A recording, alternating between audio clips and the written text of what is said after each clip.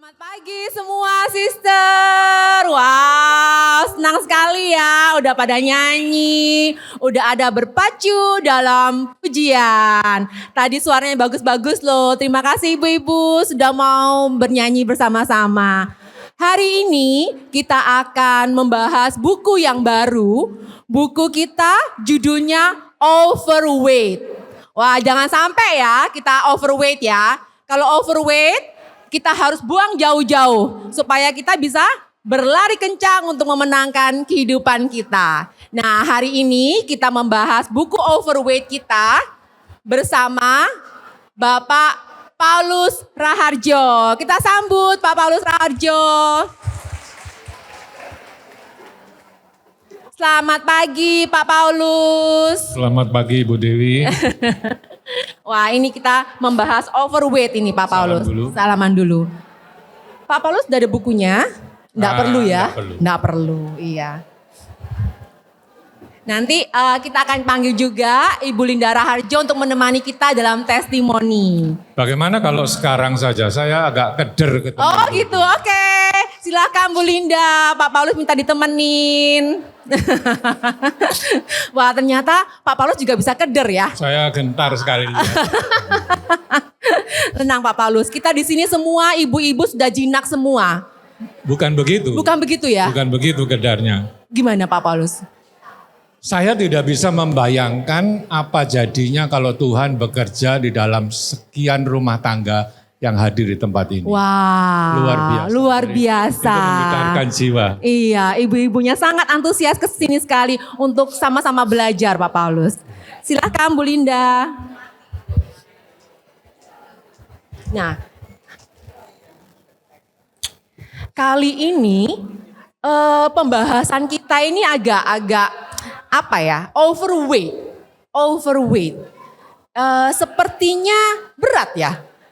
Beban yang berlebihan. Beban yang berlebihan dalam hidup itu berupa apa ya Pak Paulus ya?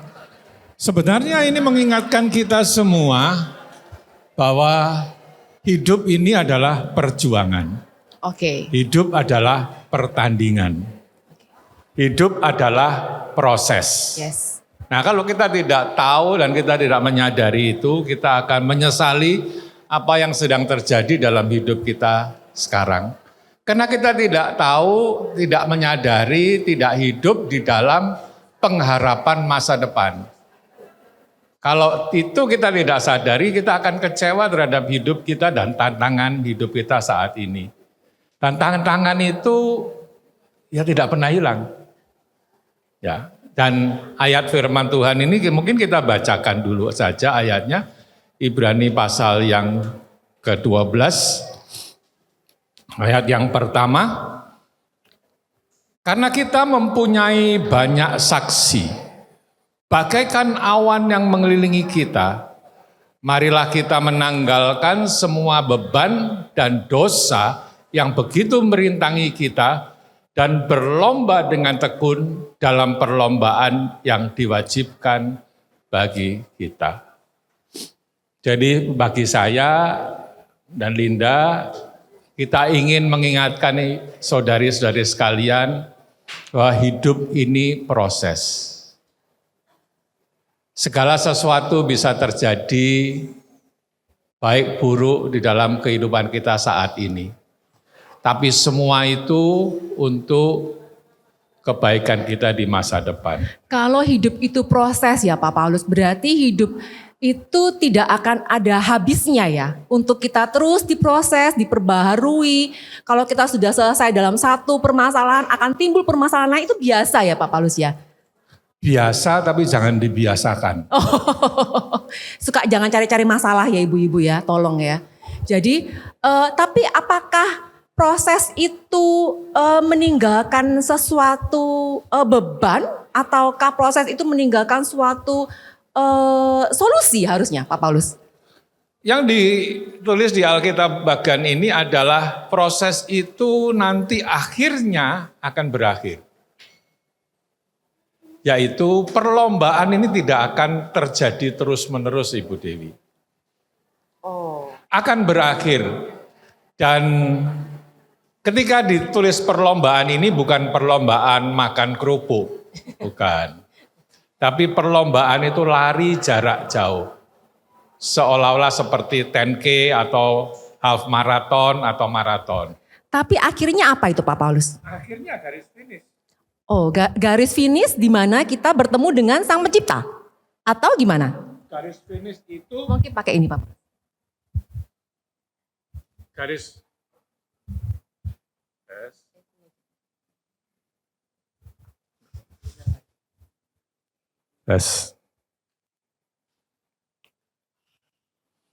Garis finish yang dimaksudkan ini adalah di mana kita bertemu dengan juru selamat kita dan dia sedang menantikan kehadiran kita di garis finish kehidupan kita, sedang membawa sebuah mahkota khusus untuk kita.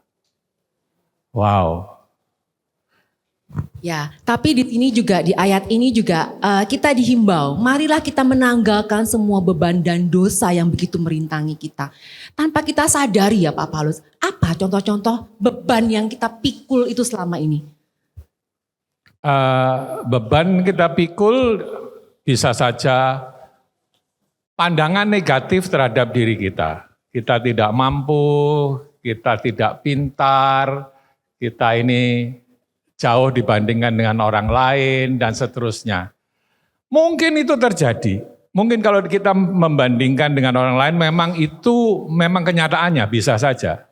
Manusiawi ya Pak Manusiawi. Tetapi yang disebut di situ adalah semua ini dalam bahasa Inggris so easily ensnares. Ensnares itu jadi kita boleh saja sekali merasa tidak mampu. Tetapi jangan dikuasai oleh perasaan tidak mampu terus-menerus. Beda ya? Oh, berarti kita merasa tidak mampu itu wajar, tapi jangan dikuasai oleh oleh perasaan tidak mampu terus-menerus. Pokoknya saya ini ya begini-begini terus. Berarti kita harus lawan. Kenapa? Kita harus melawan perasaan itu. Kita harus tanggalkan. Kita harus tanggalkan. Harus tanggalkan. Tanggalkan di sini itu seperti baju yang dilepas sehingga tidak lagi membebani kalau baju itu terlalu berat. Seperti ransel, tali tas backpack yang harus dilepaskan dari pikulan kita. Iya. Kalau selain citra diri yang negatif, selain pandangan diri kita yang negatif, apalagi Pak Paulus yang biasa membebani kita? Dari pengalaman Pak Paulus pribadi. Kalau itu Linda yang bisa jawab. Oke. Mari Bu Linda. Bagi saya hidup ini adalah satu perjalanan panjang, satu perjalanan perlombaan. Dan seringkali kita menganggap bahwa kehidupan ini kita menjadi seperti seorang turis gitu ya. Kita pagi hari kita pergi, misalnya kita melancong di satu negara atau satu tempat. Kita memilih tempat penginapan kita, terus kita tinggal di sana pagi hari, malamnya kita tinggal, pagi harinya kita jalan-jalan, kemudian malam kita kembali lagi. Nah seringkali dalam kehidupan kekristenan kita memperlakukan kehidupan kita itu seperti itu. Kalau saya ingat Tuhan ya saya kembali ke gereja.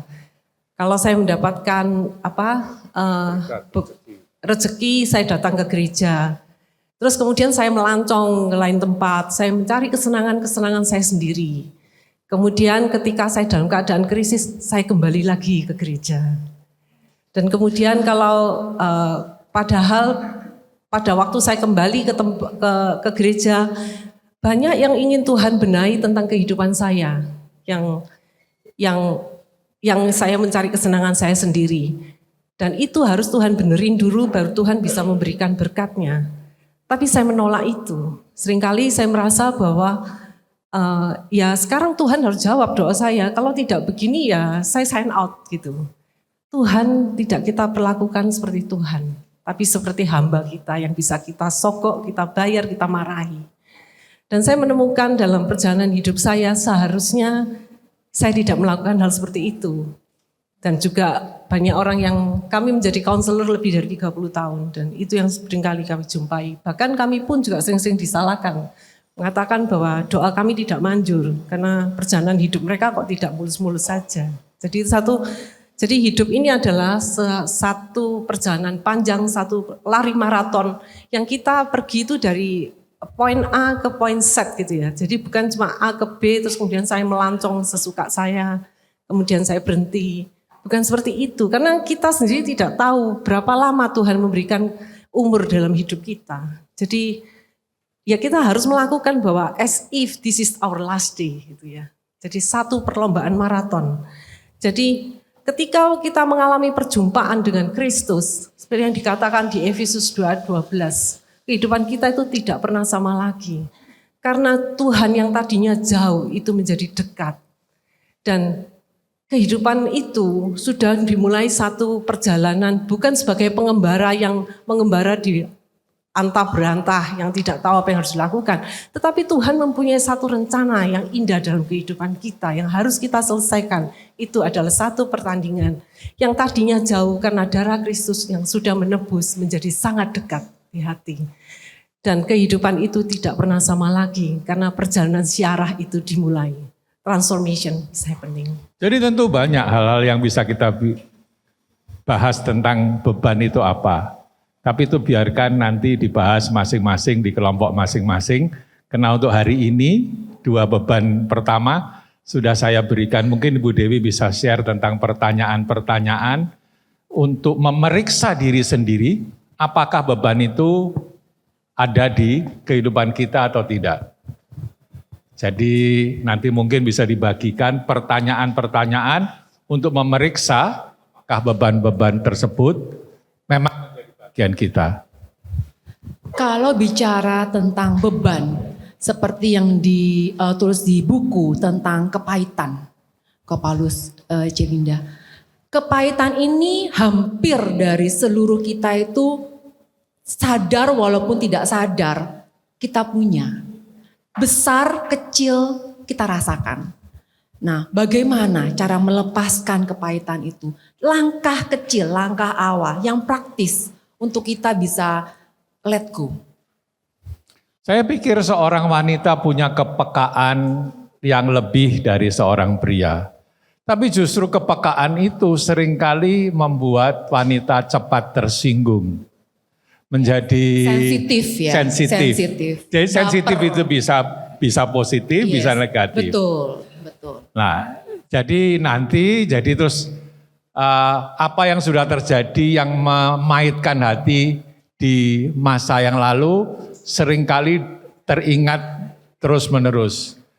Saya diberkahi Tuhan dengan seorang istri yang tidak pernah lupa tentang segala sesuatu. Waktu dia saya ajak untuk ketemu mama untuk pertama kali, dia ingat betul mama di mana, dia di mana, pakaian mama apa, pakaiannya dia apa. Katanya tidak sengaja untuk mengingat. Tetapi hal yang positif itu bisa jadi negatif kalau ada orang yang menyakiti dirinya dan itu menjadikan hatinya pahit dan itu tidak mudah untuk dilepaskan. Yes, itu permasalahan semua dari kita ya, ibu-ibu ya. Tidak mudah melupakan. Dan itu masalah saya. Menjadi masalah suami ya. Iya. Jadi jangan tanya saya. Nah, masalahnya saya tidak pernah merasa kepahitan. Nah, tetapi orang-orang yang tidak pernah merasa kepahitan ini seringkali memahitkan orang lain tanpa sengaja dan tidak merasa bahwa dia sudah memahitkan orang lain. Itu masalahnya Pak Paulus. Kalau orang yang gak gampang baper, gak gampang kepahitan, suka bikin orang lain kepahitan. Ya. Jadi jangan tanya saya, tanya istri.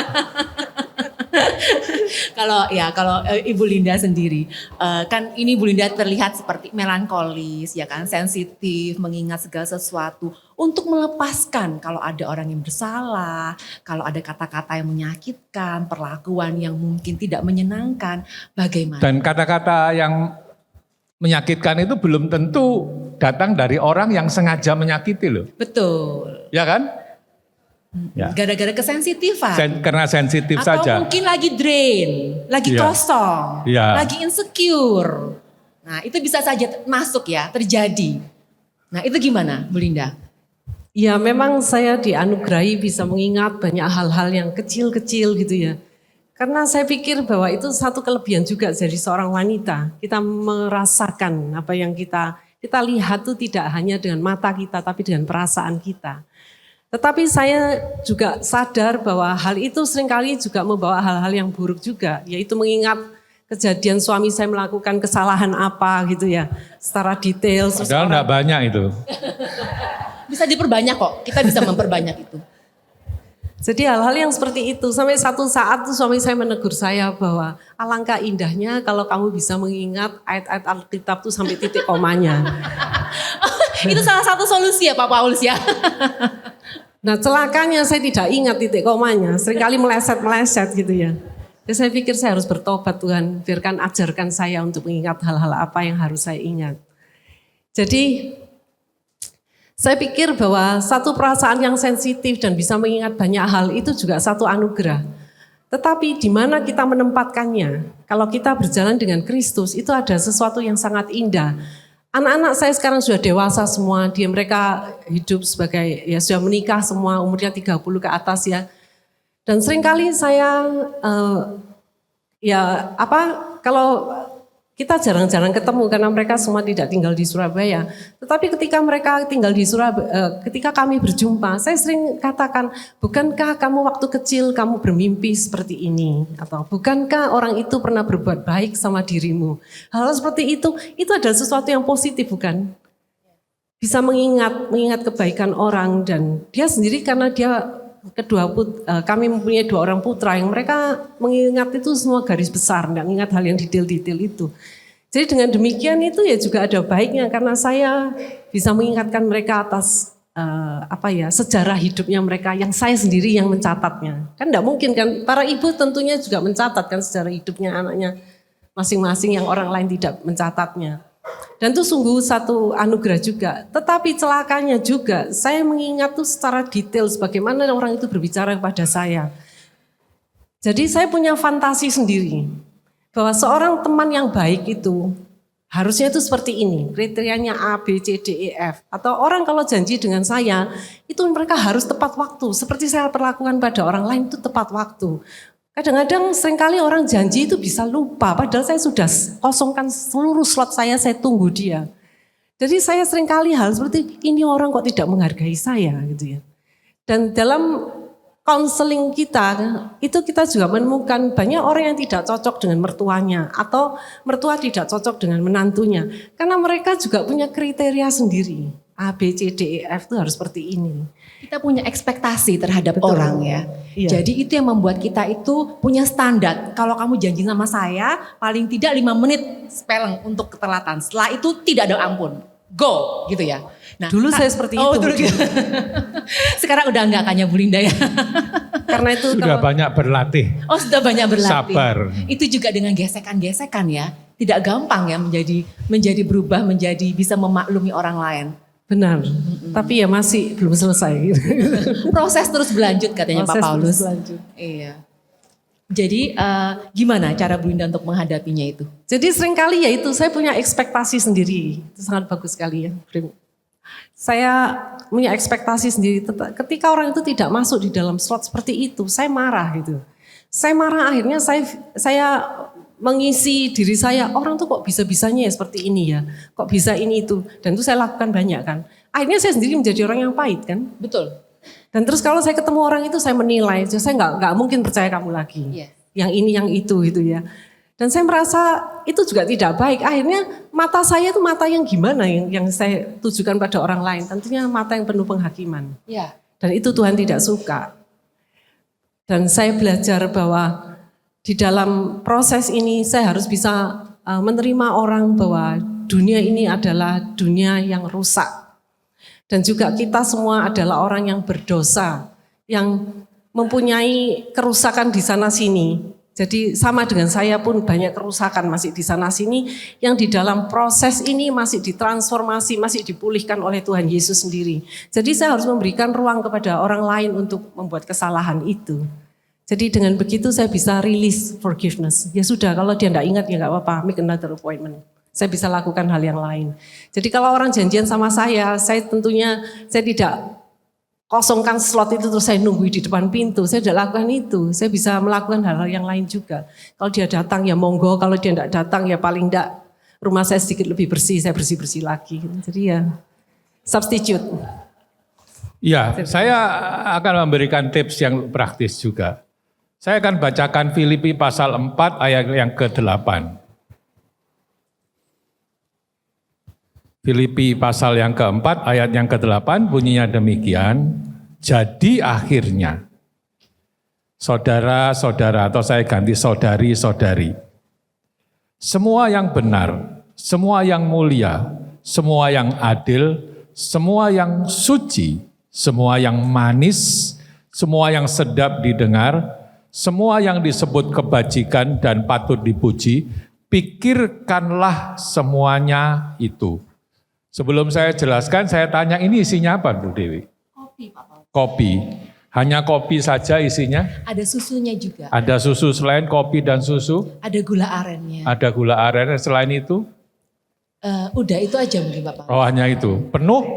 Separuh. Sekarang Berarti sudah saya separuhnya minum. apa? Udara. Udara. Iya. Bagaimana kirasanya kita caranya untuk menghilangkan udara dari dalam gelas ini? Diisi penuh. Diisi penuh lagi. Demikian juga dengan kita ya ibu-ibu. Kita tidak bisa menghilangkan hal-hal negatif kita, tapi yang penting adalah kita mensubstitusi, menggantinya dengan hal-hal yang positif. Disiplin rohani dimulai dengan disiplin pikiran untuk memikirkan semua yang mulia, yang adil, yang suci, yang sedap didengar. Nah, salah satu tips yang praktis adalah ketika ibu-ibu sekalian ini punya catatan, satu lembar catatannya ditulis tentang sakit hatimu, tulis di situ. Jangan ditunjukkan orang lain ya. Jadikan rahasia. Sakit hatinya ini gini, nggak apa-apa. Jujur sama Tuhan. Karena sebelumnya di situ di Filipi ayat pasal yang keempat itu ditulis ayat yang ke-6, pasal 4 ayat 6, jangan hendaknya kamu khawatir tentang apapun juga, tapi nyatakanlah dalam segala hal keinginanmu kepada Allah dalam doa, permohonan, dan ucapan syukur. Artinya begini, buat buku, satu itu keluhan-keluhan batin, tulis. Satu, biasakan ucapan syukur. Adakah hal-hal yang saudara syukuri hari ini? Tulis. Dan kemudian doakan kedua-duanya. Yang menjadi masalah dalam pikiran dan perasaan saudari, saudari sampaikan kepada Tuhan sambil mengucap syukur, kata firman Tuhan. Nanti kalau kebiasaan ini sudah dilakukan beberapa kali, saudari akan melihat komplain saudari makin lama makin kecil listnya. Sedangkan ucapan syukur saudara makin bertambah. Itu artinya substitusi. Jadi alih-alih mencoba untuk menyedot udara dengan sedotan kita, isi lagi dengan air. Alih-alih mengatakan atau sugesti diri sendiri untuk tetap berbahagia, pikirkan yang baik. Itu salah satu tipsnya. Berarti untuk mengisi mungkin ruang hati kita yang kosong, yang membuat kita empty, yang membuat kita baper, yang membuat kita insecure, kita mengisi dengan hal-hal yang baik, yang manis, yang mulia, yang sedap didengar. Mungkin dengan kata-kata kita itu seperti impian kita, harapan kita, cita-cita kita mungkin terhadap suami kita, anak-anak kita, apapun itu. Apapun itu yang baik. Itu yang baik ya. Jadi kita membayangkan walaupun di depan mata terlihat bahwa suami kita tuh jelek, jahat ya, kasar, nggak punya uang, nggak provider. Tapi kita membayangkan hal yang seperti kita inginkan, seperti yang di Filipi 4 ayat 8 ini ya Pak Paulus, dengan ucapan syukur. Ya, jadi kita bersyukur bukan bersyukur untuk hal-hal yang kosong, tapi Yes. bersyukur untuk hal-hal yang memang benar kita alami. Misalnya, kita bisa duduk di tempat ini sehat. Yes. Ya, saya seorang dokter dan saya tahu harga oksigen satu tabung berapa misalnya. Kalau saudara harus hidup ini tanpa oksigen itu kan sesuatu yang saudara syukuri. Saudara tidak batuk-batuk hari ini, tidak pilek hari ini, itu sesuatu yang saudara syukuri. Saudara masih bisa merasakan panasnya Surabaya, disyukuri saudara masih sehat itu, bisa merasakan panas. Yes. Kalau sakit nggak bisa merasakan panas malah. Jadi dicarikan hal-hal yang positif untuk kita syukuri, Kita syukuri. walaupun kita juga mengakui ada hal-hal yang kurang baik yang terjadi dalam hidup kita. Oke, itu kita untuk membangkitkan rasa ucapan syukur kita, rasa memenuhi hati kita dengan segala sesuatu yang baik. Nah, kalau terhadap orang lain nih, Dokter Paulus, terhadap misalnya nih teman saya ada yang ngomongin saya di belakang tanpa saya tahu, bahkan itu ada suatu hal yang sama sekali tidak benar. Misalnya contoh bilang saya jelek, enggak ya? Saya Enggak. enggak jelek gitu loh.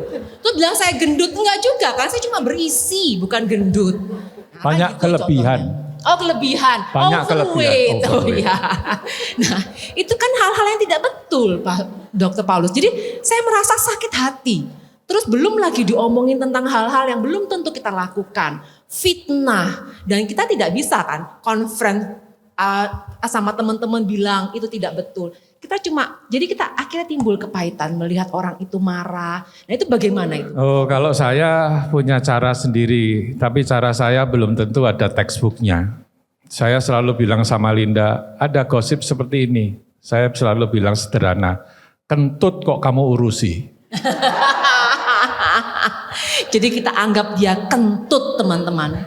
Terus kemudian kita mau buktikan siapa yang telah mengeluarkan kentut ini. Terus kita coba untuk mencium satu-satu pantat orang lain. Rugi kalau kentut nggak usah diurus. Gak tahu kalau Linda. Right. Ya, itu anggap kentut ya teman-teman. Jadi jangan suka kentut di mana-mana. Nanti dicium pantatnya satu-satu. Ya, that's right. Berarti kita anggap mereka kentut ya, Dokter Paulus ya. Dan Bukan mereka. Oh, dia.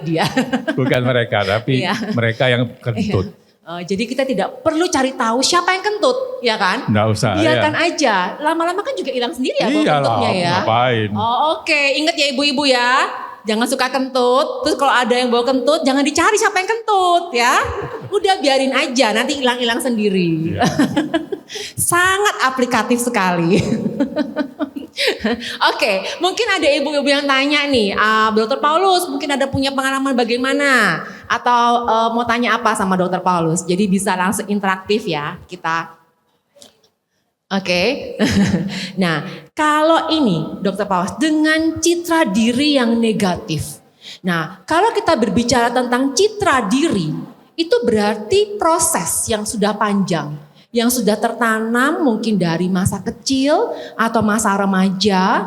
Atau yang sudah melekat bahkan di bawah sadar kita. Kita bawa itu kemana-mana. Contoh. Saya dulu dari lahir tuh gak pernah kurus ya saudara-saudara. Ya gendut. Jadi saya merasa selalu cabdi. Kalau ada yang bilang saya, kamu kurusan ya? Ngeledek ya? Gitu loh. Maksudnya citra dirinya jelek padahal cantik loh. Nah tapi itu suatu hal yang gampang. Nah bagaimana dengan mungkin dulu orang tua. Nah kita juga sebagai orang tua jangan sampai bilang mungkin ke anaknya bodoh. Tapi kan sudah terlanjur nih, kita sudah besar. Mungkin dulu orang tua kita tidak mengerti kebenaran. Tidak mengerti tentang bagaimana caranya untuk membangun kepribadian anak. Mengatakan kata-kata mungkin yang sia-sia. Kita dibilang bodoh, dibilang jelek. Nah itu bagaimana kok Paulus? Untuk supaya kita bisa melepaskan dari rasa citra diri Saya yang sih, negatif. nanti biar Linda yang nambahin. Kalau saya, bodoh kamu. Saya bilang, enggak apa-apa. Yang penting masih lebih pinter dikit dari kamu. Itu kalau sudah bisa ngomong, sudah bisa balas kalau Paulus gitu. Tapi kalau ngomong gitu sama mama papa dulu langsung disuruh keluar. Nah, artinya sekarang dalam hidup ini kita kembali ke spiritual ya, Yes. ke kehidupan rohani. Dalam 2 Tesalonika pasal yang pertama ayat 11 gitu, hendaklah kamu layak bagi panggilannya. Nanti pada akhir kehidupan kita, yang menilai kita baik atau buruk, itu bukan orang lain. Bukan anak kita, bukan suami kita, tetapi Tuhan sendiri. Itulah sebabnya Paulus berdoa untuk jemaat yang digembalakannya di Tesalonika. Biarkan nanti kalau Tuhan melihat kehidupanmu, Dia akan memberikan rapot yang bagus. Rapotmu bagus di mata Tuhan. Oke? Kalau itu belum terjadi, berarti belum selesai kan? Masih proses kan? Ya. Terus doanya Paulus lagi, dengan kekuatannya, dengan kekuatan Allah, Dia akan menyempurnakan kehendakmu untuk berbuat baik. Artinya berbuat baik aja. Jangan pedulikan omongan orang, tetap berbuat baik. Tapi berat loh Dokter Paulus, kita tuh sudah dijelek-jelekin, digosipin, masih bisa senyum, berbuat baik, itu malaikat kali ya? Nah, itulah sebabnya pada ayat di satu ayat setelah Ibrani pasal 12 ayat yang pertama tadi, ada sesuatu perintah pamungkas, perintah yang terakhir yang perlu kita pelajari. Marilah kita, ini Ibrani 12 ayat yang kedua, yang mungkin saya anjurkan ibu-ibu sekalian untuk menulisnya di buku itu. Ibrani tadi yang pertama kan dasarnya ayat 12 ayat yang pertama. Tapi sekarang lihat ayat yang kedua. Marilah kita melakukannya dengan mata yang tertuju kepada Yesus, yang memimpin kita dalam iman, dan yang membawa iman kita itu kepada kesempurnaan, dengan mengabaikan kehinaan, tekun memikul salib, ganti sukacita yang disediakan bagi Dia, yang sekarang duduk di sebelah kanan tahta Allah. Artinya, ketika kita mendapatkan tekanan yang luar biasa dalam hidup ini, fokus pada Yesus di atas kayu salib. Dari situ kita mendapatkan kekuatan. Dia yang lebih dahulu memberikan teladan kepada kita. Dia yang mendampingi kita dalam keseharian kita untuk menghadapi tantangan, cobaan, rintangan, halangan, ujian,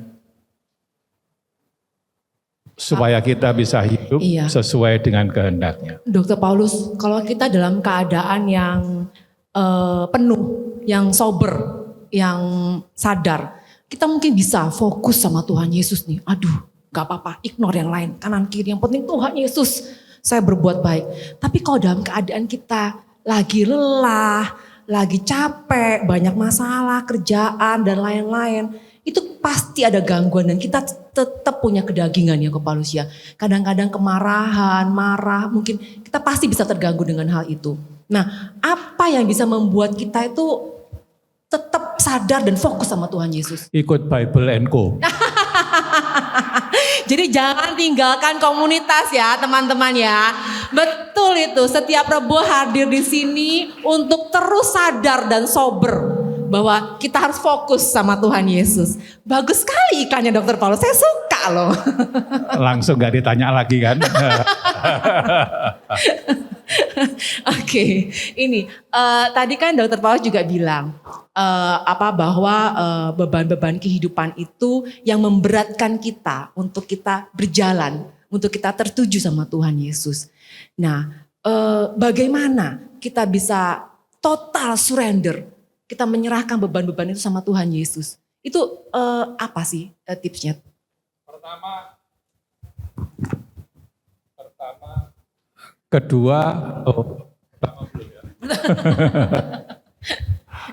Jadi tipsnya adalah gini, bagaimana kalau saudari melihat seorang membawa beban berat, kemudian menghentikan sebuah truk untuk ikut nebeng truk tersebut. Oke? Bisa gambarkan di dalam bayangan saudara? Tapi setelah ikut truk, sopir truknya lihat ke belakang. Loh, gendongannya kok masih digendong terus? Ya kan, nggak masuk akal kan? Dia punya beban untuk dinaikkan truk, dia naik truk tersebut, di bak truknya, bebannya masih digendong. Nah, ini sering-sering kesalahan kita tidak bisa melepaskan ini kepada pihak yang kita bisa lepaskan. Jangan dilepaskan ke anak, jangan dilepaskan ke suami, jangan dilepaskan ke orang tua, beban-beban saudara. Saudara harus membaca Matius 11 ayat yang ke-28 sampai 30. Matius 11 ayat 28 sampai ke 30. Kita bisa membaca di sini undangan dari Yesus sendiri untuk kita. Undangannya, marilah kepadaku semua yang letih, lesu, dan berbeban berat. Aku akan memberikan kelegaan kepadamu. Dia sendiri yang akan mengangkut beban itu. Karena beban terbesar adalah dosa kita. Dan itu pun sudah ditanggungnya di atas kayu salib. Kayu yang harus dipikulnya itu minimal 50 kilo lebih. Tapi dia melakukannya untuk kita. Pikulah kuk yang kupasang dan belajarlah kepadaku. Jadi berarti setelah kita menyerahkan beban, kita harus belajar untuk berjalan bersama dengan dia. Karena kuk itu artinya kayu yang dipasangkan antara dua ekor sapi untuk bisa menarik. Kita belajar menaati firman Tuhan, setiap hari kita belajar untuk berdoa, mungkin berpuasa, disiplin-disiplin rohani yang lain-lain itu kita lakukan. Pikulah kukku yang kupasang dan belajarlah padaku, karena aku lemah lembut dan rendah hati. Jiwamu akan mendapatkan ketenangan. Apakah ada janji masalahmu akan selesai? Tidak ada. Yang dia ditulis di situ adalah kamu akan punya ketenangan, kamu akan punya kerendahan hati, dan kamu akan punya kelemah lembutan. Dan itu yang Tuhan inginkan untuk kita belajar langsung dari Dia. Ketenangan, kelemah lembutan, kerendahan hati. Dengan ketenangan, kelemah lembutan, dan kerendahan hati, kita bisa mengatasi segala persoalan itu ya Kak Paulus, dengan menyerahkan semuanya ke dalam tangan Tuhan. Mungkin bisa dibalik sedikit. Dengan menyerahkan, Dengan melakukan itu bersama dengan Tuhan, kita memperoleh ketenangan, kerendahan hati, kelemah lembutan. wow, luar biasa. Teman-teman, apakah kita sudah mendapatkan pencerahan ataukah kita tambah berbingung? Ada yang mau bertanyakah dengan pembicara kita? Jadi kebingungan itu kita bagikan sedikit sama pembicara. Monggo teman-teman. Ya, oh ini silahkan. Di sebelah kiri saya.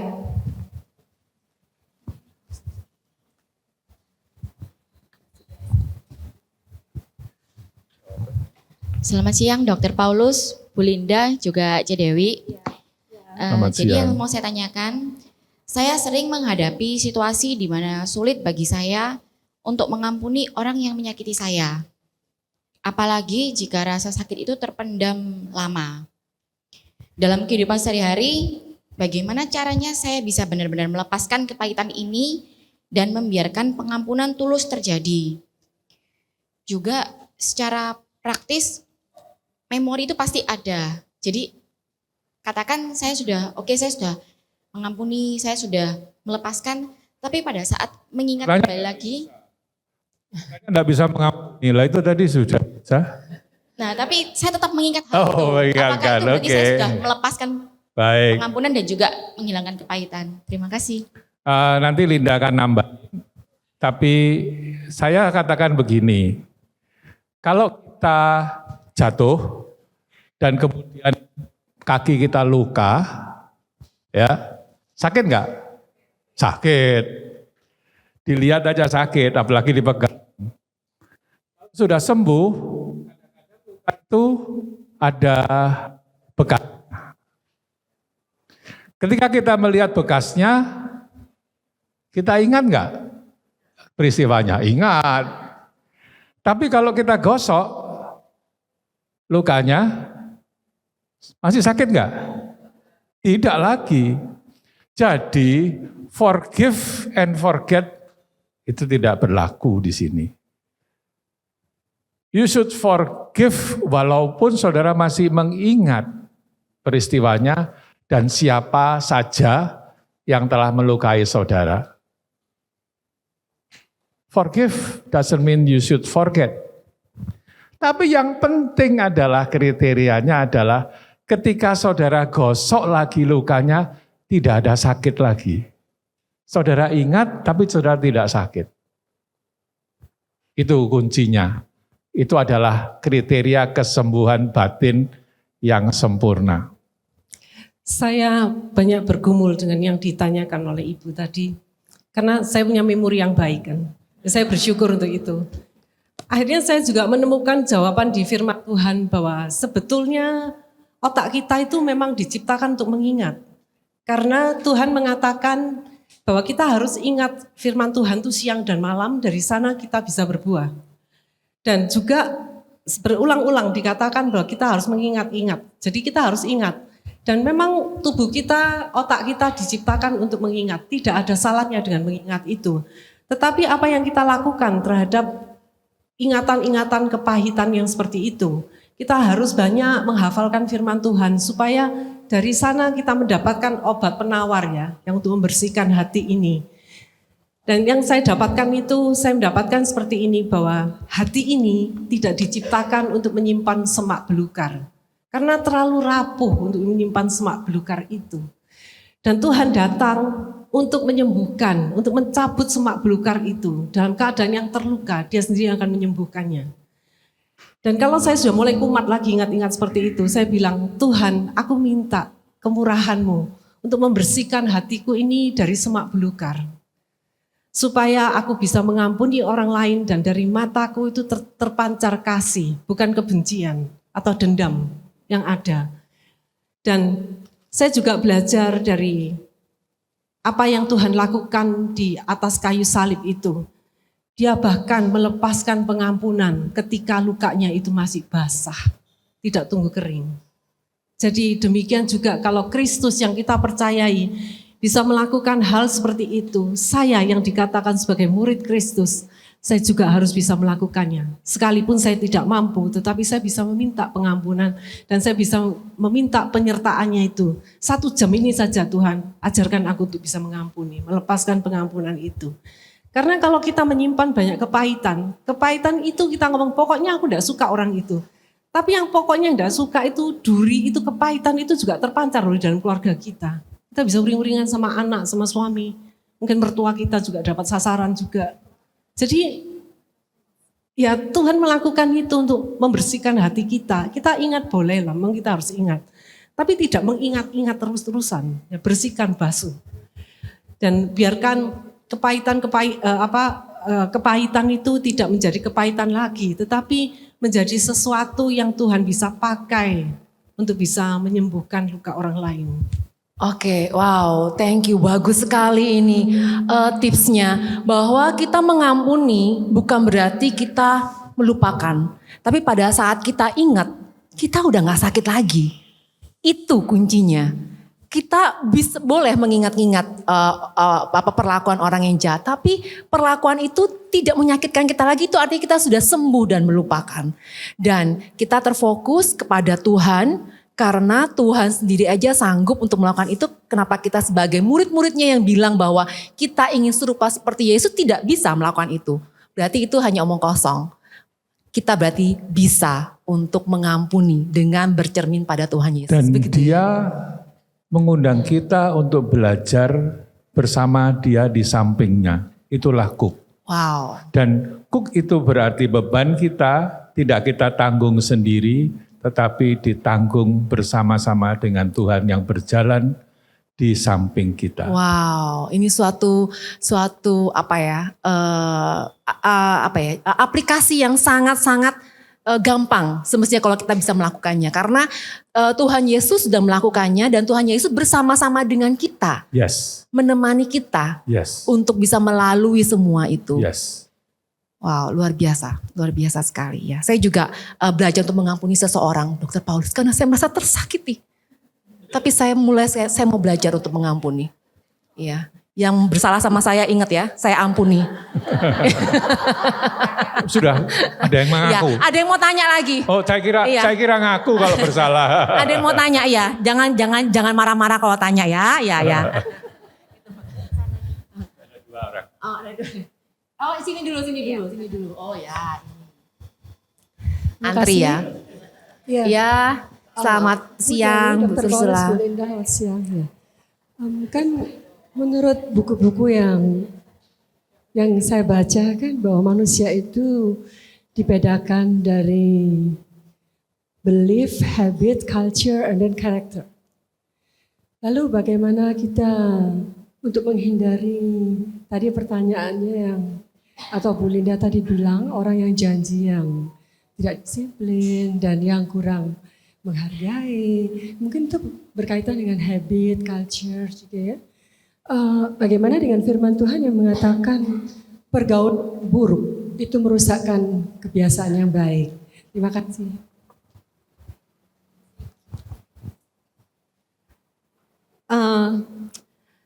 Pastikan kita sedang dalam pergaulan yang baik saat ini ya. Yeay, datang lagi ke Bible & Co, Dr. Paulus, ngomong lagi dong. Pesan sponsor, ya. Ya. Ya, oleh karena itu kita harus tahu firman Tuhan. Kalau orang lain, kita tidak bisa mengontrol orang lain yang perlakukan terhadap kita. Dia tidak menepati janji dan dia kalau ngomong seenaknya atau dia yang tadi ngomongannya berbau kentut itu ya. Kita tidak bisa ngontrol apapun yang orang lain lakukan terhadap kita. Tetapi kita bisa mengontrol reaksi kita terhadap orang lain itu. Dan dengan kekuatan kita sendiri itu tidak mungkin kita bisa lakukan. Kita hanya bisa melakukan itu hanya dengan kasih Kristus. Jadi perjumpaan dengan Kristus itu sangat-sangat krusial dan sangat-sangat penting bagi saya. Dan saya juga percaya bagi ibu-ibu sekalian yang dalam perjalanan ya. Perjalanan ini. Jadi perlakukan Tuhan itu seperti Tuhan itu ya. Jadi kalau orang lain tuh mau melakukan A, B, C, D, E, F itu kita nggak bisa apa-apa. Tapi kebenaran firman Tuhan itu yang Tuhan katakan bahwa you shall know the truth and the truth will set you free. Dan truth itu yang bagaimana yang saya harus ketahui ya 66 kitab yang ada di dalam Alkitab ini yang saya harus belajar sampai ngelontok gitu ya. Dan saya belum sampai titik itu. Jadi Proses. proses. Akhirnya proses lagi. Dan kalau kita masuk, apakah kita harus selalu berkumpul dengan orang-orang yang kudus seperti yang ada di Bible Co ini ya? Apakah kita harus gitu? Harus. Tuhan panggil kita untuk menjadi garam dunia, bukan garam gereja. Bisa saja Tuhan kirim kita ke tengah-tengah orang yang toksik yang menyakiti kita. Tetapi kalau kita mempunyai firman Tuhan yang ada di hati kita, itu memproteksi kita dari sakit hati, dari kebencian, dari kedagingan itu. Jadi ya coba aja deh. Semakin kita melekat pada Tuhan, ada kuasa itu yang bisa kita rasakan. Bahkan anak-anak pun juga bisa mengatakan bahwa aku bisa melihat bahwa mama ini, itu yang anak saya katakan kepada saya. Saya bisa melihat mama ini tidak punya banyak. Tapi I don't know how, somehow I can see you are a happy woman. Saya memang tidak punya banyak. Saya hidup sederhana, saya tidak punya harta yang melimpah, saya juga nggak ada. Punya Saya suami juga, yang baik. Saya punya suami yang baik. Wah, ternyata suaminya butuh pengakuan ya. Ya, yang lain diingat, yang ini nggak pernah diingat. Dan itu adalah pilihan saya yang terbaik, memilih suami yang baik. Ya, itu aja. Ya berarti kita tidak bisa mengontrol orang lain mau berkata apa, mau berbuat apa. Tapi kita bisa mengontrol reaksi kita, respon kita terhadap apa yang orang lain katakan, yang orang lain lakukan. Pilihan, kembali kepada pilihan. Ya, oke, ada pertanyaan? Wah banyak sekali yang mau bertanya ini. Sebelah kiri dulu, ya. Antri ya.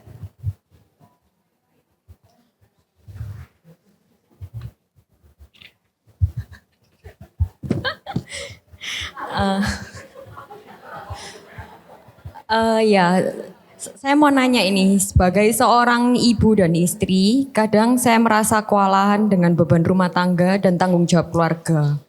Bagaimana cara saya bisa membedakan beban yang memang sebaiknya saya lepaskan dari yang harus saya terima sebagai panggilan saya? Bagi saya, congratulations. Karena berarti saudari mau melakukan semua tanggung jawab saudari sebagai seorang ibu dan seorang istri. Dan itu berat zaman sekarang. Berarti saudari punya niat yang baik untuk menjadi istri yang baik dan ibu yang baik. Nah, tetapi, sekarang untuk kita harus belajar, saya juga harus belajar untuk memilah mana yang harus kita lakukan, mana yang harus kita korbankan. Kepentingan-kepentingan pribadi itu biasanya harus dikorbankan walaupun tidak terlalu dan masa untuk tidak mementingkan diri sendiri itu tidak terlalu lama kok. Tidak banyak yang tahu bahwa Linda pulang dari Kanada dengan seambrek gelarnya di computer science memilih untuk jadi ibu. Dan kemudian memilih untuk membesarkan anak secara eksklusif, tanpa bantuan orang lain. Dan itu tidak terlalu lama, setelah beberapa tahun dia bisa catch up lagi dengan pekerjaannya. Mungkin bisa sharing Bu Linda. Kalau ibu mempunyai banyak pertanyaan itu, silakan ikut kelas hati ibu. Wah, kelas hati ibu sangat bagus sekali untuk menciptakan fondasi kita mempunyai peran sebagai ibu, sebagai istri. Jangan lupa tahun depan ikut semua. Dan berbulan-bulan kita belajar bagaimana menjadi seorang wanita. Yes. Dan semua harus daftar ya ikut hati ibu. Tapi ya itu sekali lagi, makin saudara merasa kewalahan, makin apresiasi saya besar. Because you want to do it well. Nah, salah satu yang saya lihat Linda korbankan adalah 1 hobi, 2 pertemanan. Karena bagi Linda teman itu harus ada invest waktu. Dan itu tidak punya banyak waktu ketika anak-anak masih kecil. Tetapi itu bisa catch up kok. Bisa catch up. Karena masa anak-anak tidak akan kembali lagi. Gini Dokter Paulus, dalam masa sekarang ini kan ada mental health ya. Terus kita juga perlu healing. Nah kalau kita selalu mengorbankan diri kita, seperti yang Dokter Paulus bilang kan, berarti kalau kita harus mengorbankan kepentingan A atau B, kita milih untuk mengorbankan kepentingan kita sendiri. Nah kalau kayak gitu berarti kan kita gak ada me time. Marilah kepadaku. Mau diteruskan? Ajur, air kayak gini sudah susah ini. Loh, ini enggak membuat susah, ini membuat mudah. Oh gitu ya. Loh, kalau Tuhan sendiri mengundang kita, marilah kepadaku. Yang berbeban berat. Semua yang berbeban berat. Nah, kalau kayak gini udah gak bisa ngomong ya. Ya udah kalau gitu healing sama aku aja. Oke, berarti tetap prinsipnya kalau kita harus memilih antara melepaskan beban untuk keluarga, pekerjaan atau untuk diri kita sendiri, kita memilih untuk mengambil beban. Itu semua tergantung dari musim kehidupan. Kalau anak-anak masih kecil nggak mungkin kita tinggal. Oke. Kalau anak-anak sudah 10 tahun ke atas, mereka sudah sudah bisa mandiri untuk beberapa hal, itu bisa kita tinggal. Berarti semua tergantung musim kehidupan dan prioritas ya, kembali prioritasnya. ya. Kembali ikut hati ibu supaya tahu prioritas untuk mama dan istri. Iya. Saya memutuskan untuk berhenti dari penatua. Ketika anak saya umur 15 tahun dan mengatakan, saya tidak percaya kepada Yesus Kristus. Wow. Berarti ini prioritas saya sudah harus difokuskan kembali. Ya oleh anugerah Tuhan, dalam 2 tahun dia kembali. Wow, gimana itu ceritanya Dr. Paulus? Mungkin bisa di-sharingkan ke kita supaya menjadi pelajaran buat kita semua. Enggak diundang berikutnya? Enggak. Enggak. Kalau Dr. Paulus tidak spill hari ini, tidak ada lagi undangan berikutnya.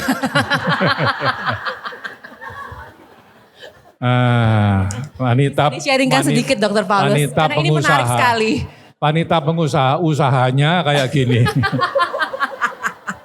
Sepertinya memberkati kita ya, karena seorang Dr. Paulus, pembicara, konselor keluarga, masih mempunyai permasalahan tentang anak yang Itu sampai sekarang. Oh masih iya, belum. ya, Semuanya. yang itu dulu. Masalah anak yang tidak mempercayai Tuhan Yesus. Wah, itu suatu hal yang besar menurut Sesuatu saya. sekali. Iya, Yang coba saya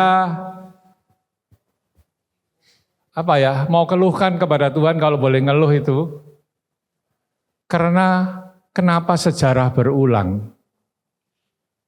Karena saya umur-umur segitu juga nggak percaya. Mama saya malah nggak tahu.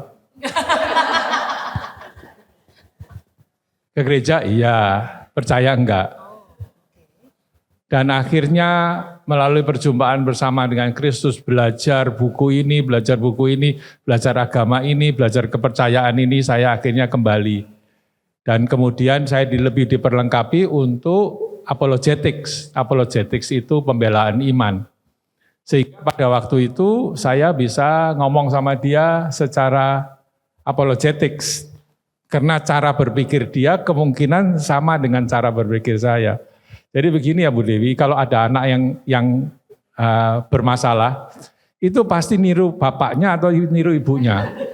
Hayo, kalau yang ngeluh-ngeluh banyak anak yang bermasalah, koreksi diri ya terutama ya. Jangan sampai niru tetangganya.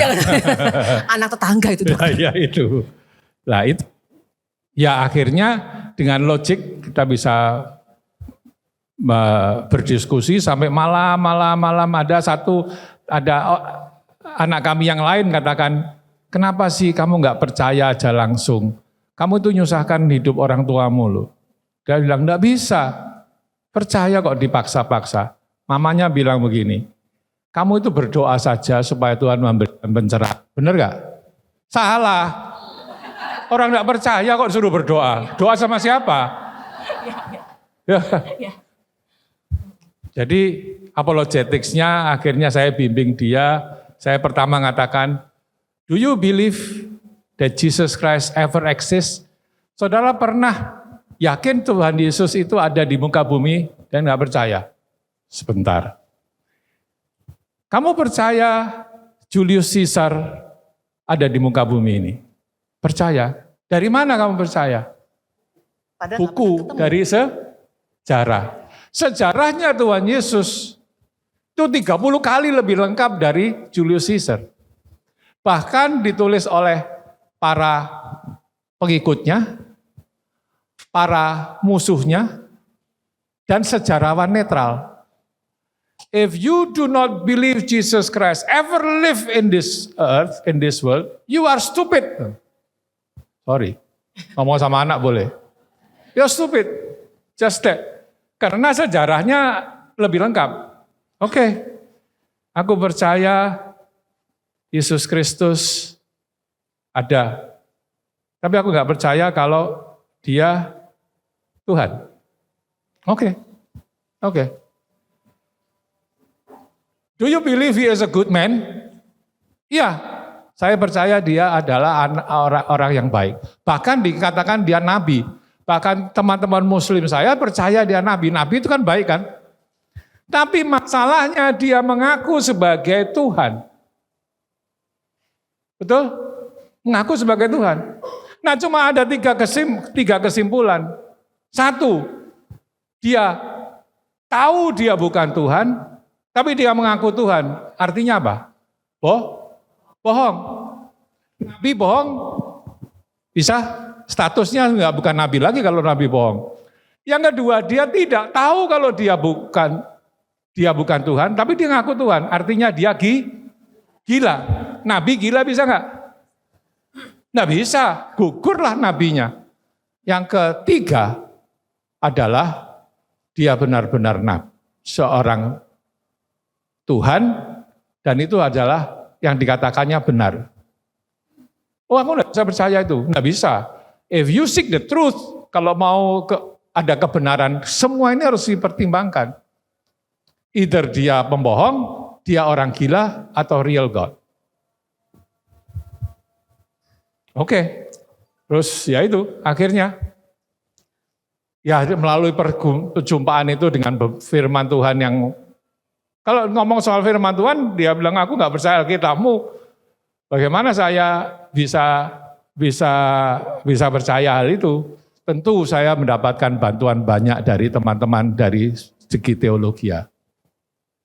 Akhirnya dia, ya aku percaya. Oke, berarti percaya dan dibaptis. Pada saat itu Dr. Paulus meluangkan banyak waktu. Wow, untuk 2 tahun sampai malam-malam tengah-tengah. 2 tahun. Untuk membimbing kembali ke jalan yang benar. Karena dia ngomong begini.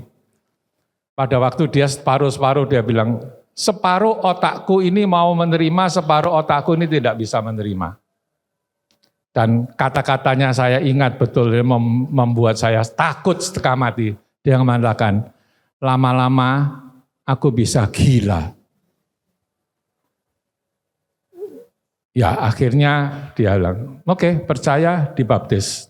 Oke. Dia bilang, enggak mau. Enggak mau. Ayatnya itu percaya dibaptis dan diselamatkan.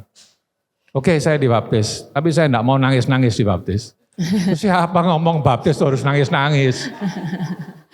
Yang aneh-aneh itu enggak ada gitu.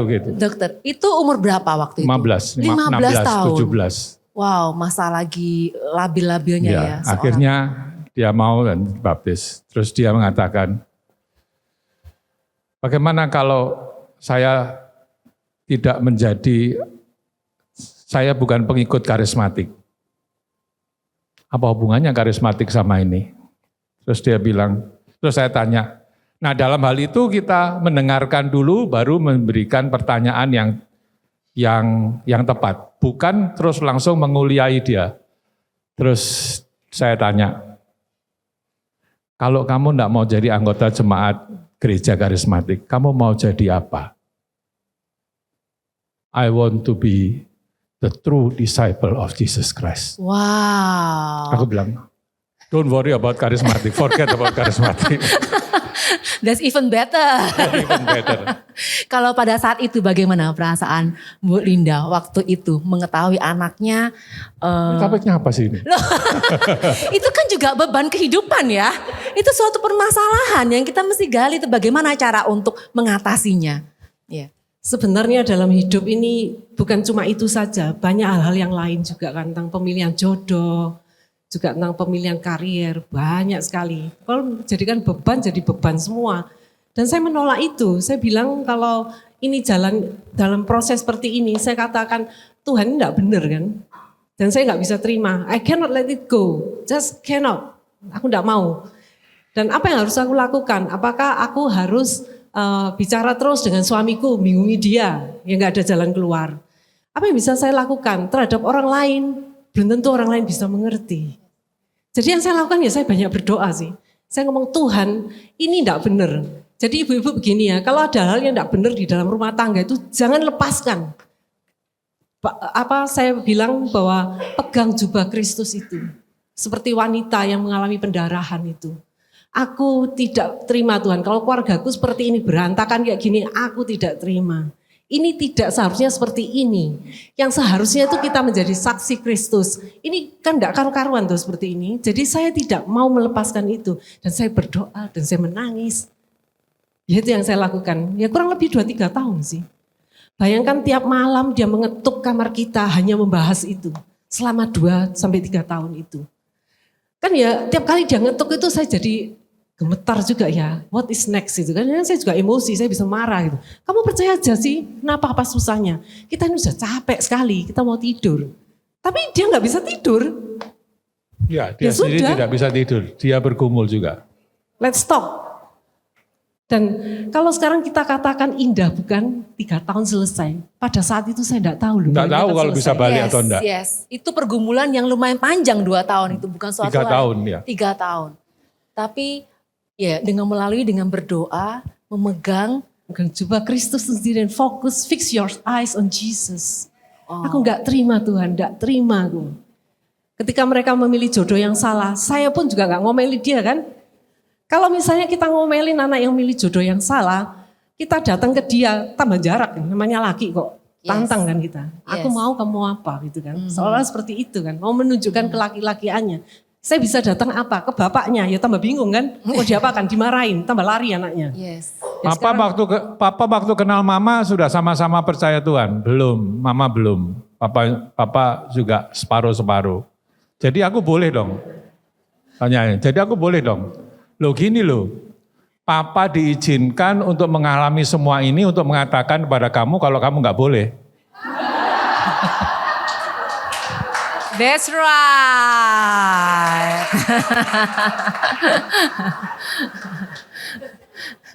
But Ya sudah itu, udah adil. Ya soal keadilan itu siapa yang lahir lebih dulu lah gitu. Wow, nanti kita akan buka sesi sendiri untuk parenting masalah ini. Kita akan undang lagi Dokter Paulus kalau gitu. Oke, kita akan lanjutkan dengan pertanyaan yang lain. Ibu-ibu ada pertanyaan lagi? Iya, tadi sebelah sana. Oh, oke, ada pertanyaan lagi di sana.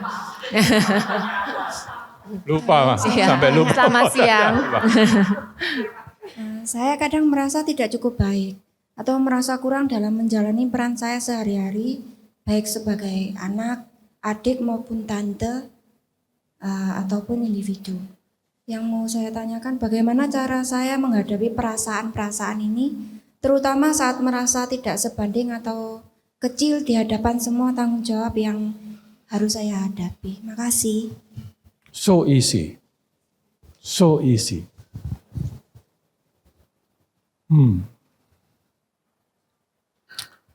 Kalau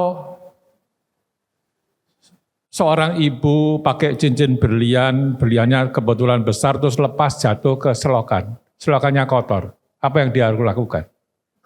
Ambil. Ambil, Kenapa? berlian, Berliannya kenapa? mahal. Karena berharga. Iya, berharga. Dan itulah yang Tuhan Yesus lakukan kepada kamu. Dia rela untuk mengelurkan tangannya dalam kekotoran hidup kita. Dan dia meremas-remas kotoran itu untuk menemukan kita, untuk dibersihkan. Dan kalau saudara sudah mengenal Yesus dan bertemu dan minta dia menjadi juru selamat pribadimu, sekarang saudara tidak di sekolah selokan, saudara sedang dibersihkan kembali. And if you believe that, kalau saudara percaya hal itu, something great will happen. Sesuatu yang besar akan Amen. terjadi. Yes. You are loved by Jesus.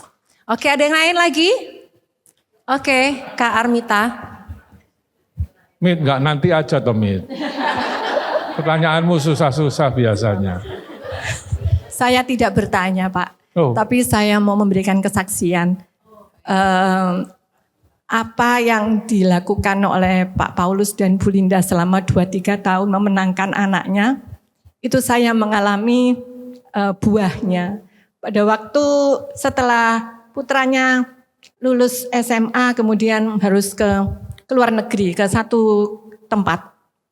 Pada waktu itu saya dengan suami sedang berdoa untuk mengirim anak pertama kami untuk sekolah di daerah situ juga.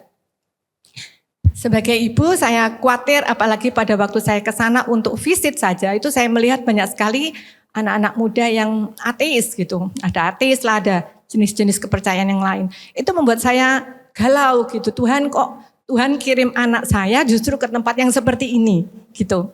Itu hampir membuat iman kita tuh terus mengecil, kemudian kayak nggak mau melepaskan anak kita. Pada saat itu saya bertemu dengan putranya yang tadi diceritakan. Waktu itu masih muda, belum menikah, sudah bekerja. Sambil ngobrol nyantai, kita nanya apa yang kamu belajar dari papa mama. Kemudian beliau bilang bahwa saya banyak belajar tentang kebenaran firman Tuhan. Terus sepertinya beliau tahu apa yang sedang dalam pergumulan saya.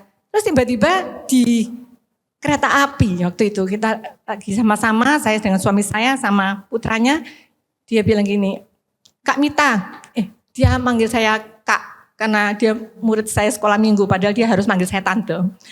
Kak Mita nggak usah khawatir ya, untuk ngirim anaknya kemana saja. Selama seperti mama yang selalu berdoa untukku, aku tahu Kak Mita tuh selalu mendoakan anaknya. Jadi kemana saja anaknya Kak Mita pergi itu nggak usah khawatir. Bukan karena anaknya Kak Mita tuh hebat atau luar biasa, bukan. Tetapi karena ada Tuhan Yesus yang menyertai dia dan ada mama yang selalu berdoa gitu. Seperti Tuhan Yesus itu akan meninggalkan 99 domba hanya untuk satu domba kalau dia terhilang. Jadi nggak usah khawatir. Jadi bayangkan seorang anak yang muda begitu, dia bisa tahu pergumulan saya dan menguatkan saya. Sampai akhirnya anak saya sudah lulus dan di sana mengalami banyak pengalaman dengan Tuhan secara pribadi. Itu yang membuat saya jadi kuat karena ketemu dengan putranya yang sempat hilang. Terima kasih. Wow. Hasil pergumulan 2-3 tahun yang menguatkan seorang anak dan anak bisa menguatkan orang lain, seorang mama. Luar biasa. Taburan orang tua yang berdoa, yang tidak jemu-jemunya untuk mengingatkan anaknya, untuk menabur hal-hal yang baik, untuk mengajari anak-anak kita generasi berikutnya. Ya, jangan pernah lelah, jangan pernah capek, karena kita adalah saksi untuk anak-anak kita, untuk kita membentuk generasi berikutnya. Luar biasa sekali. Wow, oke, ada pertanyaan lagi?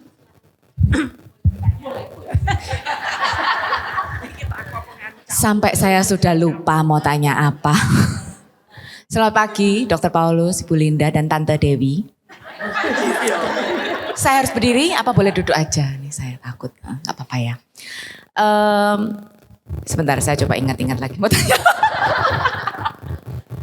Dr. Paulus, saya berada di sisi Dr. Paulus, di mana mungkin saya ini casingnya wanita ya, tapi dalamnya itu sepertinya bukan wanita. Saya ini tidak peka, Dok. Saya tidak mempunyai kepekaan atau kepahitan yang seperti mungkin saudari-saudari mengalami. Jadi tadi kurang relate sama saya. Justru saya ini adalah tipe orang yang kentut sana sini. Dan itu mungkin menyakiti teman-teman saya. Setuju Tante Dewi? Apakah itu berdosa ya Dokter Paulus? Saya tuh enggak merasa gitu loh, enggak merasa menyakiti lah seperti yang tadi dokter bilang itu. Karena ketidakpekaan saya ini kadang itu kalau misalnya orangnya itu negur saya merasa, hah kapan? Gitu loh dok. Itu harus gimana? Apakah saya harus one on one, heart to heart atau gimana itu dok mungkin? Jadi kebalikannya saya ini. Makasih. Tapi oh ya by the way, saya sudah ikut hati ibu dan sudah ikut. Apakah ada program lain? Mungkin seperti manusia-manusia seperti saya ini. Adakan lagi program mengurangi kentut di mana-mana.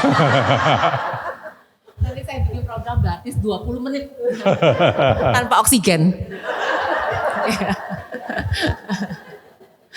Gimana itu dokter? Baik, Karena banyak sekali kejadian bahwa ada orang yang tidak sensitif dan ada bertemu dengan orang yang sensitif. Yang mengakibatkan orang yang tidak sensitif kentut di mana-mana dan mengakibatkan orang yang sensitif ini kepahitan sampai berdarah-darah. Sebetulnya sama saja. Itu pergumulan kita seumur hidup. Jadi kita diingatkan lagi di awal bahwa ini adalah perjalanan atau perlombaan kita. Cuma jenis lombanya agak beda sedikit. Yang satu itu berusaha atau dia menyadari akan ketidaksensitifan sehingga menyakiti banyak orang. Dan itu makin lama harusnya makin berkurang, makin membaik. Yang sensitif belajar untuk bisa makin menerima bahwa dunia ini memang tidak sempurna. Mau hidup yang sempurna nggak ada. Jadi lebih baik kita sediakan maaf yang sebesar-besarnya. Itu pada akhirnya kita belajar menjadi seperti Kristus. Lemah lembut, rendah hati. Kalau saudara-saudari ini punya kelemahan lembutan dan kerendahan hati, nggak ada masalah semuanya itu. Yes, itu yang kita perlukan. Lemah lembut dan kerendahan hati untuk bisa dibentuk seperti menyerupai Yesus sendiri. Bisa menjawab pertanyaannya, Tante Sisil? CC Sisil, oke. Ada pertanyaan yang lain teman-teman? Oh ya, itu di belakang, silahkan. Susan. Iya, ini seru banget ya, kita interaktif kayak gini, enggak apa-apa agak panjang. Ya, saya mau bertanya, kadang kan pada seseorang kalau menyakiti kita melalui perbuatan atau perkataan, kadang kan kita bisa langsung ngomong, saya sudah maafin kamu kok, atau saya bisa berkata ke teman lain, saya sudah maafkan dia gitu. Bagaimana caranya kita bisa tahu bahwa kita tuh sudah benar-benar memaafkan? Sekian pertanyaan saya, terima kasih. Oke, thank you pertanyaannya. Bisa dijawab? Kalau lupa, so pasti tidak bisa lupa kan, karena kita diciptakan, tubuh kita ini diciptakan untuk bisa merekam. Jadi kalau saya betul-betul memaafkan, berarti kalau saya ketemu dengan dia, saya sudah tidak ada kebencian lagi, tidak ada kepahitan, dan semua itu sudah selesai. Kita bisa menciptakan, kita memberikan dia ruang untuk menjalin satu persahabatan yang baru dengan kita. Kalau itu sudah terjadi, ya selesai, move on. Itu jawaban saya.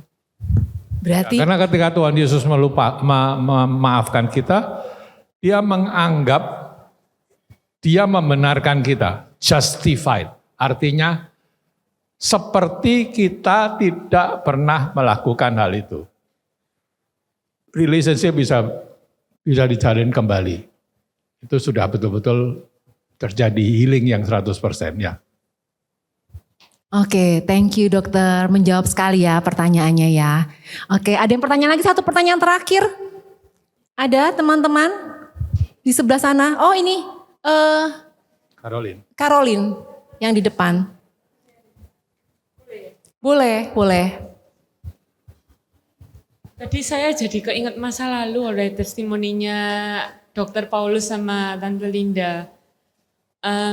Mungkin sekitar 2 tahun yang lalu, saya pernah kehilangan earring, diamond earring di Sarah.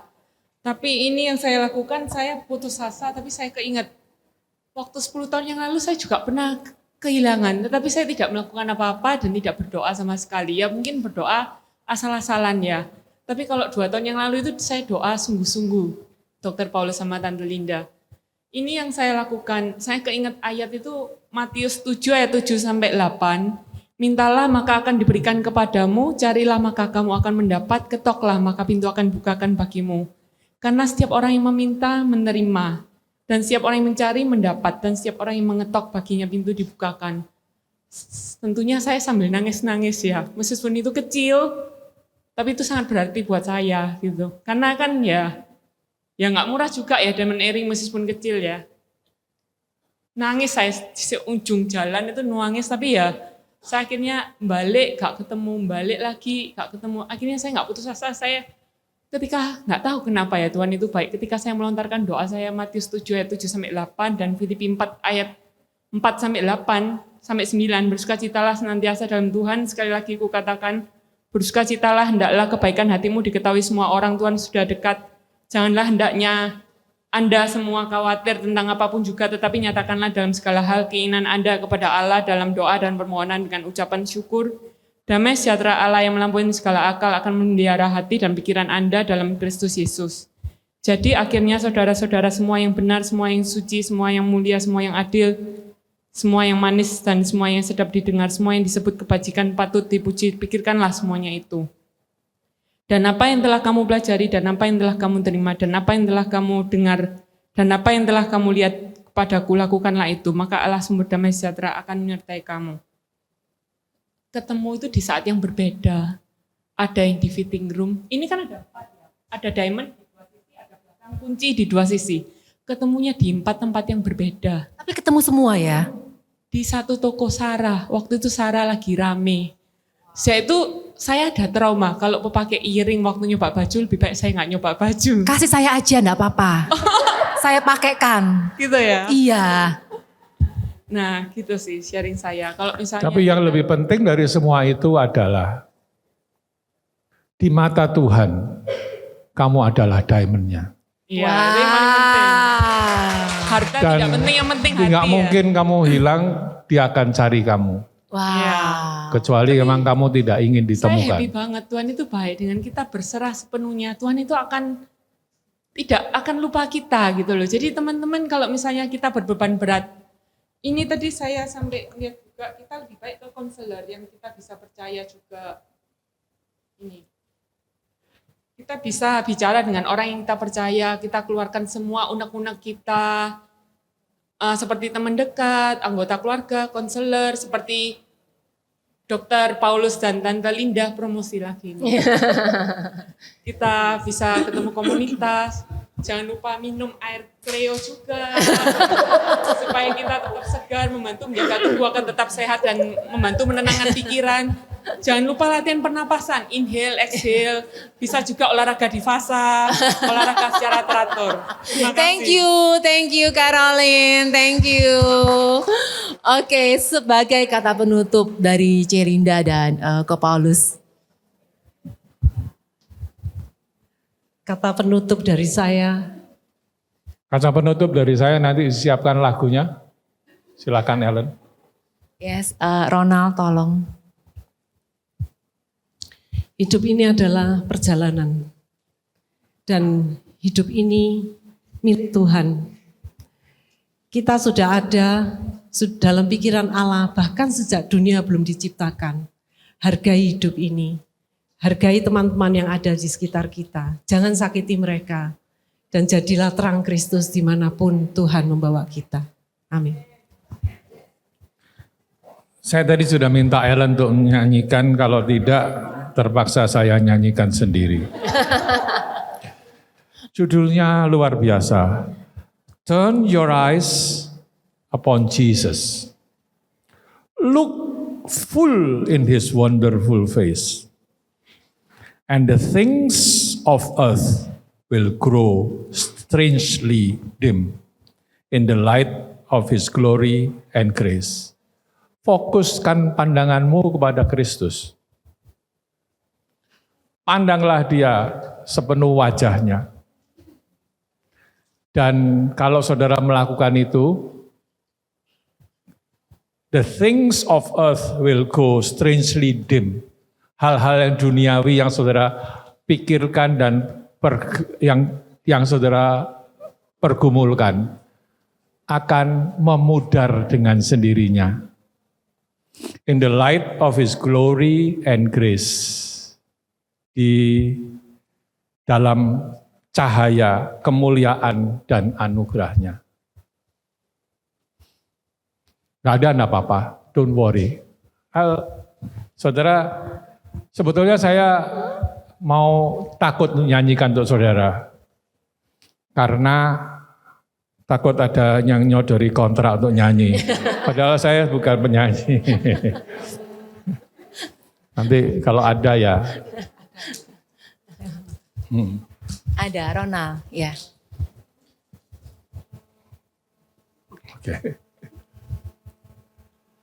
Oke. Nggak usah. Gak usah. Oke. Turn your eyes upon Jesus. Look full in His wonderful face, and the things of earth will grow strangely dim in the light of His glory and grace. Turn your eyes to Jesus. Nah, kita berdoa. Turn your eyes to Jesus. Look full in His wonderful face. When you do that, we don't know why, we don't know what happened. Kita tidak tahu apa yang terjadi ketika kita fokus pada wajahnya. The things of earth will go strangely dim. Hal-hal duniawi yang kita pikirkan, kita pergumulkan setiap hari ini akan memudar dengan sendirinya. In the light, di dalam cahaya, kemuliaan, dan anugerahnya. Bapa Surgawi, kami hanya bisa mengantungkan diri kami kepada anugerah-Mu, pada kuasa dari Engkau. Kami masih bergumul, kami masih terseok-seok, kami masih menghadapi banyak tantangan, halangan, dan rintangan, tapi sekarang kami tahu bahwa Engkau memberikan pada kami masing-masing kelegaan. Ketika kami datang untuk menyerahkan semuanya ke dalam tangan-Mu, ya Tuhan, terimalah hidup kami dalam tangan-Mu, dan biarkan kuasa-Mu saja yang bekerja di dalam hidup kami. Sampai kami bertemu muka dengan Engkau sendiri di garis finish kehidupan kami masing-masing untuk menerima mahkota kehidupan. Aku berdoa untuk saudari-saudariku ini ya Tuhan, supaya tidak ada dari mereka yang gugur dalam perjuangan dan dalam perlombaan mereka. Apapun yang mereka sedang hadapi sekarang. Aku berdoa supaya setiap saudari yang dari tempat ini akan bertemu muka dengan Engkau ya Tuhan, dan mendapatkan mahkota itu untuk kesetiaan mereka, untuk pergumulan dan perjuangan mereka, untuk iman mereka ya Tuhan, untuk kesetiaan mereka. Aku berdoa di dalam nama Tuhan Yesus Kristus. Amin. Amin. Amin. Thank you Dr. Paulus, thank you Celinda untuk berkatnya hari ini. Sangat memberkati dengan kesaksian, dengan firman Tuhan, dengan new set yang baru buat kita bawa pulang untuk kita lakukan dalam kehidupan kita. Sekali lagi thank you.